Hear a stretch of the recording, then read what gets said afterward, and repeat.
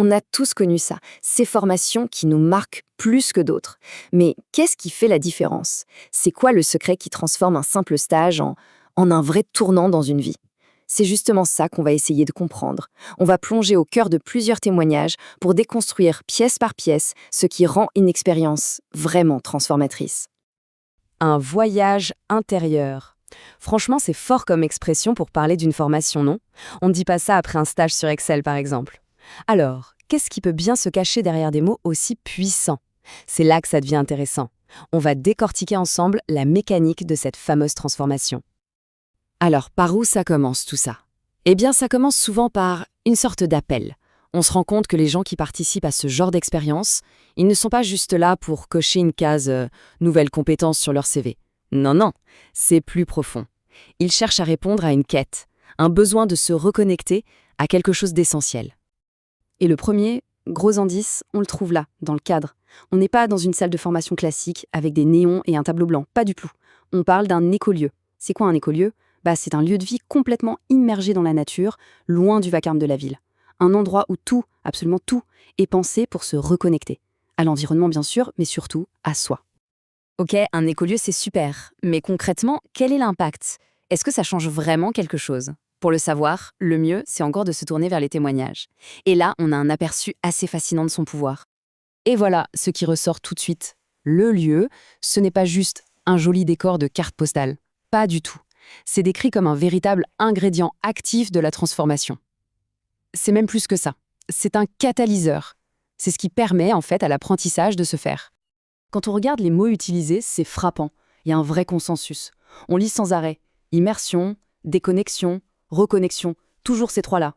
On dirait bien que pour pouvoir se reconnecter à l'intérieur, la toute première étape, l'étape obligatoire, c'est de se déconnecter de l'extérieur, de couper physiquement avec son quotidien. Bon, le lieu, c'est une chose, c'est essentiel, on l'a vu. Mais même le plus magique des endroits ne suffit pas. Il faut un deuxième pilier, tout aussi important. Et ce pilier, c'est le guide, le mentor. Ici, il s'appelle Jean-Philippe, et d'après ce qu'on lit, il est bien plus qu'un simple formateur. Et ce qui est incroyable, c'est le vocabulaire utilisé pour le décrire. On ne parle quasiment pas de son expertise technique. Non, on parle de ses qualités humaines. Des mots comme bienveillant, patient, généreux. Et même maître en chinois, shifu, ça en dit long. On n'est clairement plus dans une simple relation de professeur à élève. On comprend donc sa philosophie. Le but, ce n'est pas de déverser un savoir du haut vers le bas. Pas du tout. C'est plutôt de donner les clés pour que chaque personne trouve sa propre sagesse à l'intérieur. En gros, il n'enseigne pas la réponse, il apprend à écouter ses propres sensations pour trouver la sienne. Et tout ça, ça nous amène au troisième élément, au cœur du réacteur si on veut, la manière d'apprendre. Et là, attention, on oublie les manuels et la théorie pure. On parle d'une pratique sensitive.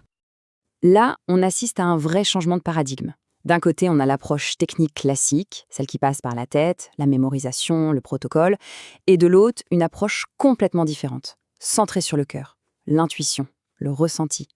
Toute la différence est là. On ne cherche pas à former un technicien, on cherche à éveiller un thérapeute. L'objectif, du coup, il change complètement. Il ne s'agit plus d'exécuter une procédure à la perfection comme une machine. Non, il s'agit de créer une vraie connexion avec l'autre. L'idée, c'est de se libérer de la technique, pour laisser enfin toute la place à l'humain.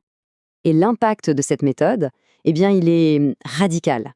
Quand on demande à une participante à quel point elle recommanderait l'expérience, la réponse est 200%. Oui, 200%. Ce n'est pas une faute de frappe, c'est juste le reflet d'une confiance totale.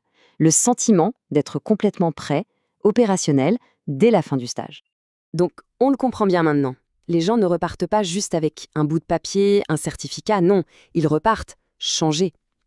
C'est ça la dernière étape du voyage, la fameuse transformation, celle qui va au-delà de la compétence. Et le résultat, c'est quoi? C'est une transformation globale. Les gens se sentent revitalisés, confiants, apaisés. Mais ça ne s'arrête pas là. Pour certains, c'est carrément l'étincelle, le truc qui déclenche de tout nouveaux projets de vie. Voilà, c'est exactement ça. L'expérience agit comme un détonateur. Elle provoque un changement profond dans la perception de soi, des objectifs qu'on se donne dans la vie. Ce qui était à la base une simple formation technique se transforme en véritable quête personnelle. Cette phrase, elle résume tout parfaitement. C'est un double résultat. D'un côté, on a des compétences pratiques, du concret, du solide, qu'on peut utiliser tout de suite. Et de l'autre, un changement personnel, quelque chose de profond, d'intégré. Et le plus fort, c'est que les deux ne sont pas en opposition. Au contraire, ils se nourrissent l'un l'autre.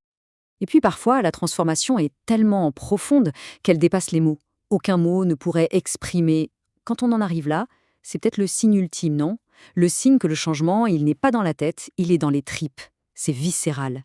C'est une expérience qui se vit, qui se ressent, bien plus qu'elle ne peut se raconter. Finalement, à une époque où l'on cherche constamment à être connecté à travers nos écrans, cette histoire pose une question assez fondamentale. Et si la connexion la plus importante, la plus essentielle, nécessitait d'abord de tout couper, de se déconnecter totalement?